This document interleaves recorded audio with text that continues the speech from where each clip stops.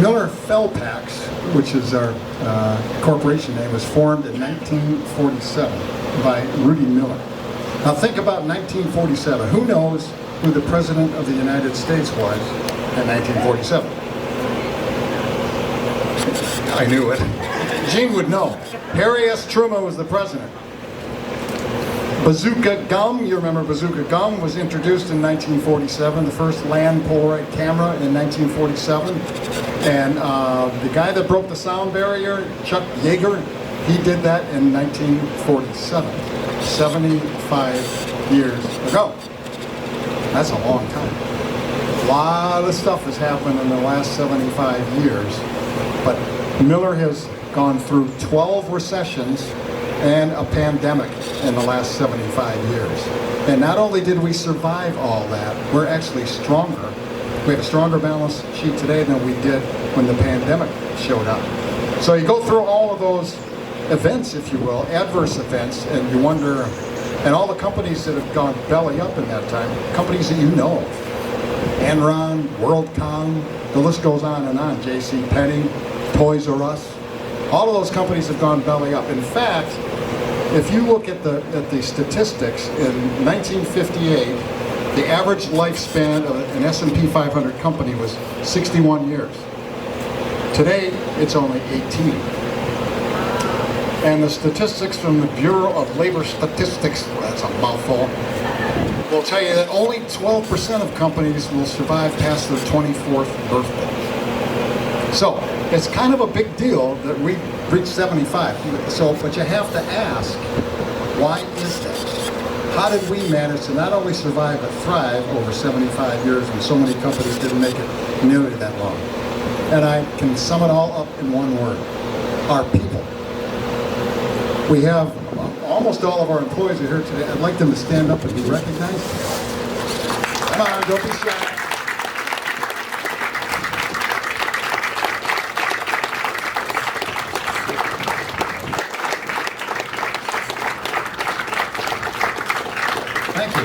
Now let me tell you a little bit about this team of people. They're absolutely terrific, not only from an operational point of view, but from a people point of view.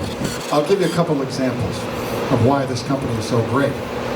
I was in the factory once on a Saturday, and I happened to look over by the loading dock, and there's a U-Haul truck backed up to it, big truck. And a bunch of employees are loading stuff on it. I wondered what the heck is going on. So I went over there and asked them, what's going on? They said, well, we have a supply problem. This was a few years ago. Have a supply problem. We can't get some components we need for a certain product, so we called all over the country until we could find them. And then we rented a U-Haul truck to go get them. And now we're bringing it back. And the point is, I didn't tell them they could do that. They didn't ask anybody's permission to do that. They just did that. And that's because we have what's called a self-directed workforce. There are no bosses on the floor. People decide what they need to build every day, then they go build it. If there's a problem, they go handle it. Yeah, every now and again the boss has to do something, I suppose. I hope. And we do, but generally it's people that are totally committed to the company, and they don't need any direction because they're just terrific people. Let me give you another example. Years ago, who remembers the Rushford Floods? I'll bet you do. And those of you who are from out of town, a number of years ago, we had a horrible flood in Rushford. It's a town not far from here, and it was totally debilitating. It wiped out most of the town. And that day, I shut down the factory, and I said, one of our core values is community, so we ought to go out there and help out. I told everybody, it's volunteer basis. You're going to get paid today, but you're not going to work. Anybody who wants to go to Rushford to help out in the relief efforts, you're welcome to do it. Every single employee went that day.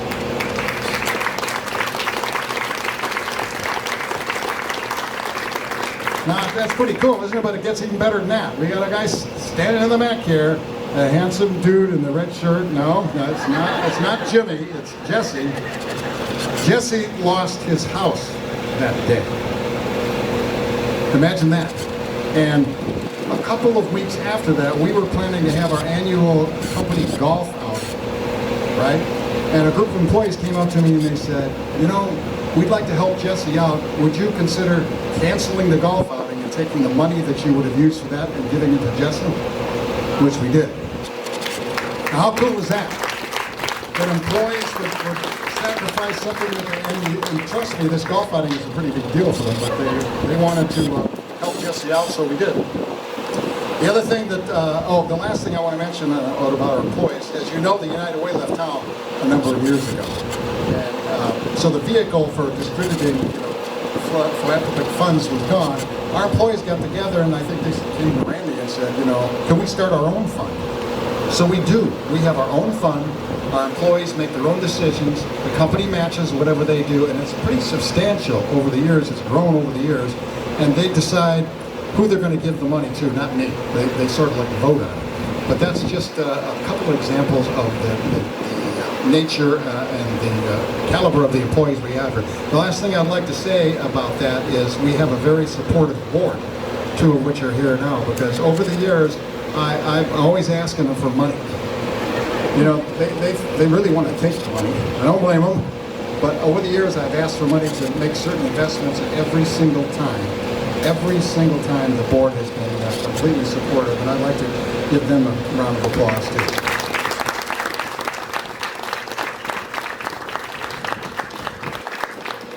Well, when you think about why we've lasted 75 years, we're very adaptive and we're very inventive. That's, after all, it is in our name.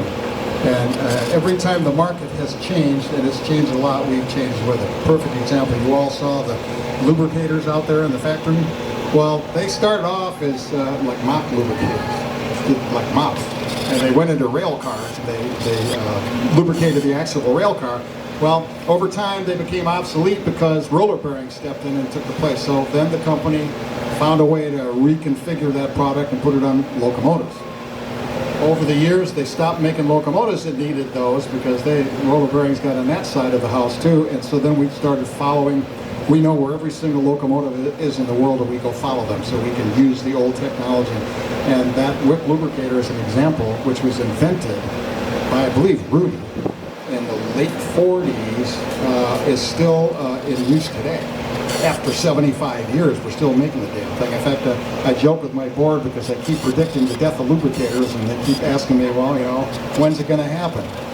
And so we're kind of glad that it doesn't. But that's just one example. When I got here about a quarter century ago, it was clear to me that some big transformation needed to take place.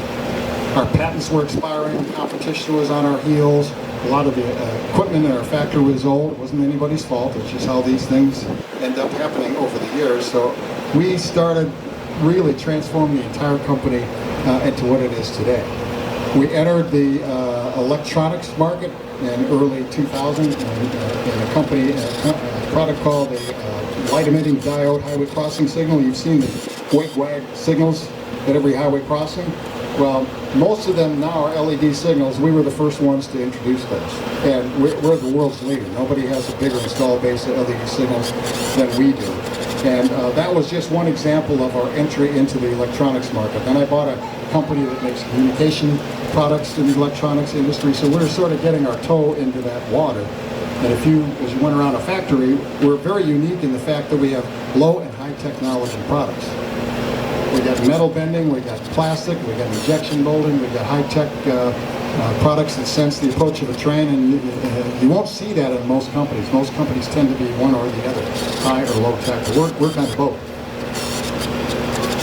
In 2015, we were standing in the Creation Station today. In 2015, we built that, but let me just tell you how that came about. 2012, 2013, we decided we need to become more inventive and more creative, so I hired the Chief Creativity Officer from the QVC network. Now, who knows about the QVC network? Oh, come on, ladies. You don't know about the QVC network? Men, don't raise your hands. You're not supposed to know about the QVC network. Anyway, I hired him. He was the ex-creativity officer. He was consulting. I hired him, and we had him teach the principles of creativity and innovation to every single employee in the place. Every single one. Not just the white-collar people, not just the engineers, but every single employee. And it started slow.